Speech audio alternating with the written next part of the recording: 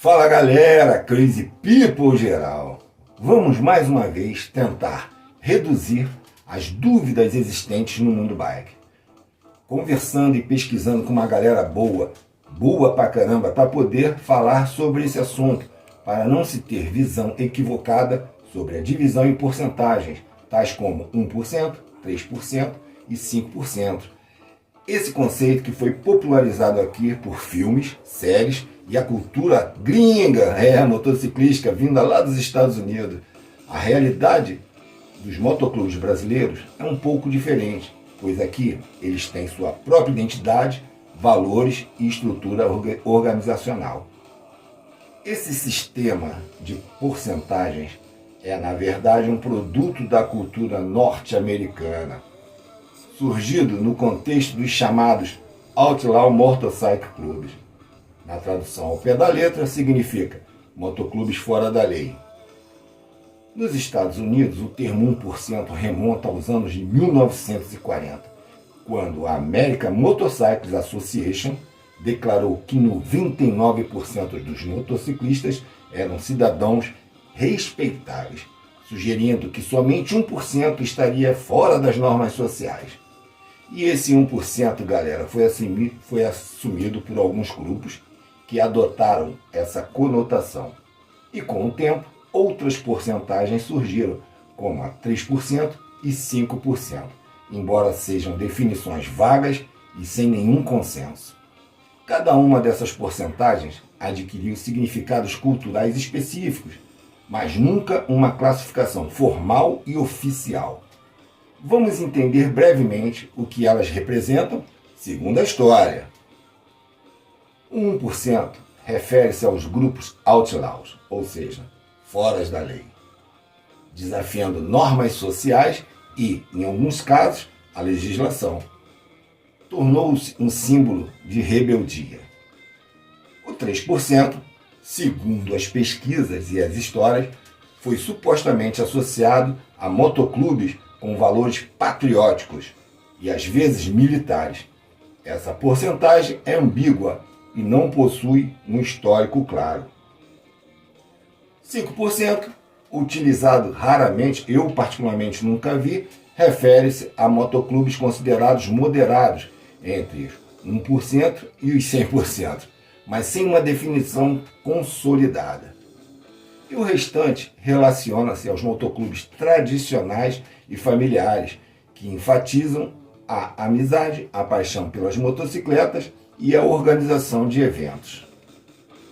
No Brasil, a comunidade de motociclistas e motoclubes é diversa, rica em culturas e valores, e cada grupo possui suas particularidades.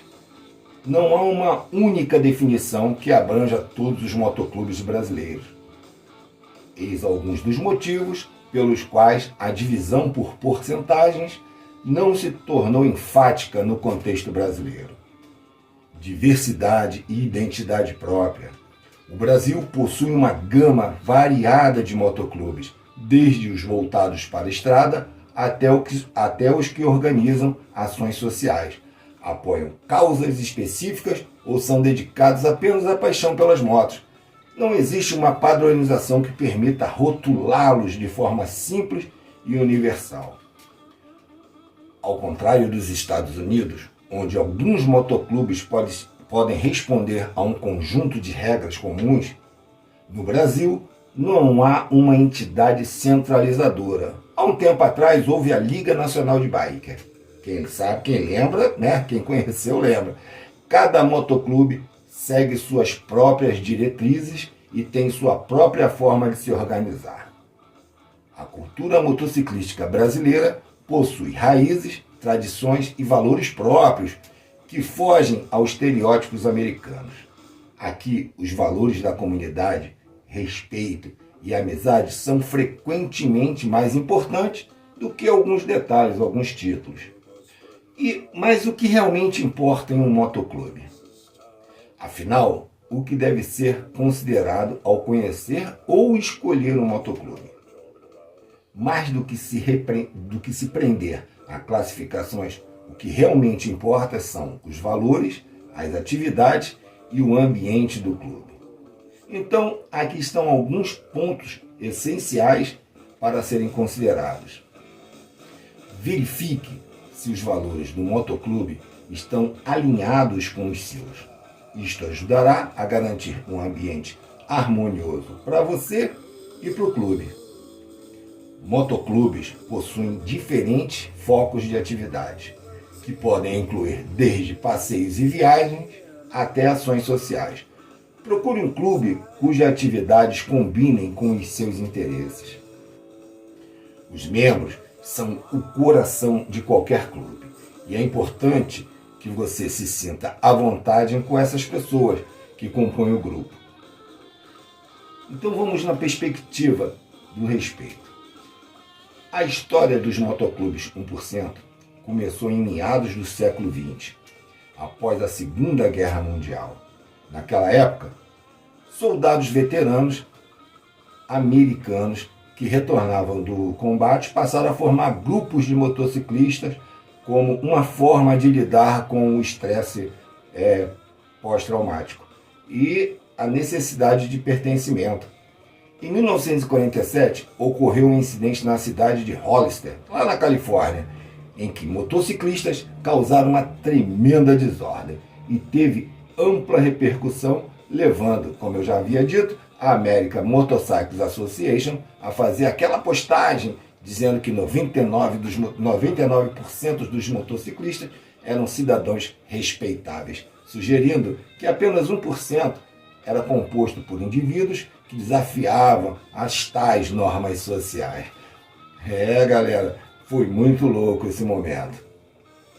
Esse 1% passou a ser adotado como um símbolo de identidade pelos motoclubes que rejeitavam o rótulo de cidadãos exemplares.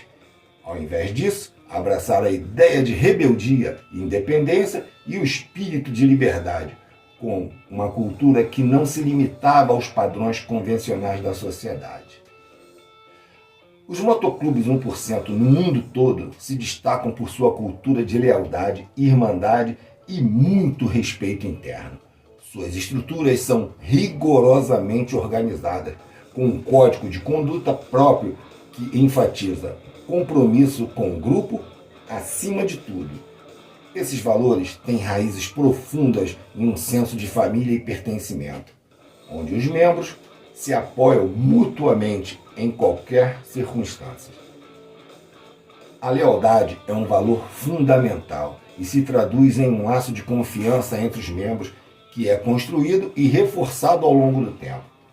Os motoclubes 1% tendem a ser altamente exclusivos e exigem um comprometimento significativo com os seus membros, que compartilham a paixão pelas motocicletas, a vida na estrada e um estilo de vida que desafiam as normas convencionais.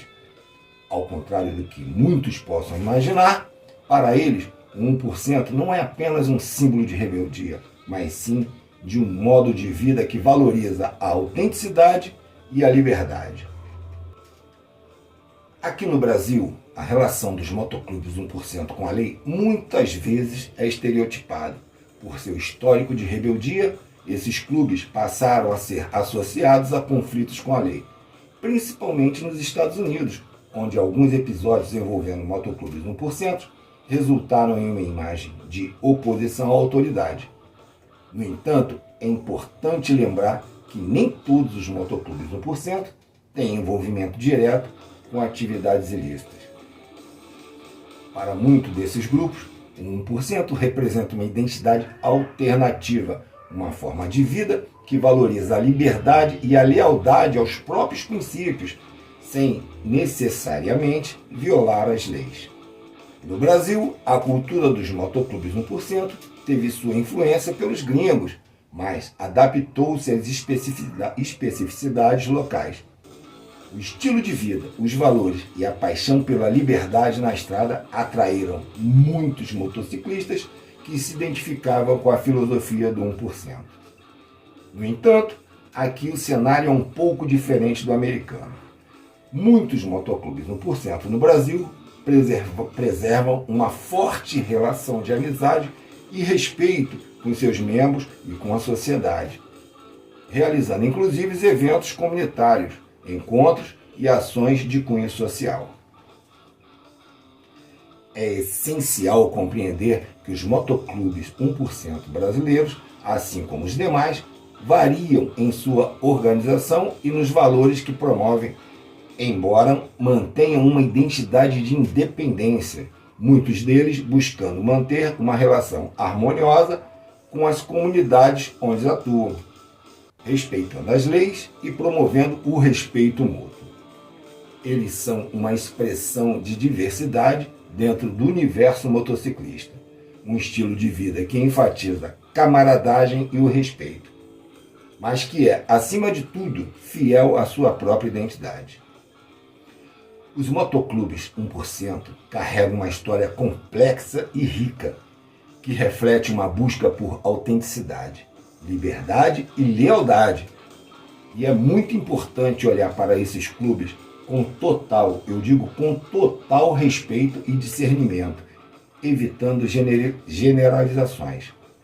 No Brasil, os motoclubes 1% são partes de uma cultura motociclística diversa e adaptada ao contexto local, onde valores de irmandade e respeito frequentemente superam os estereótipos populares.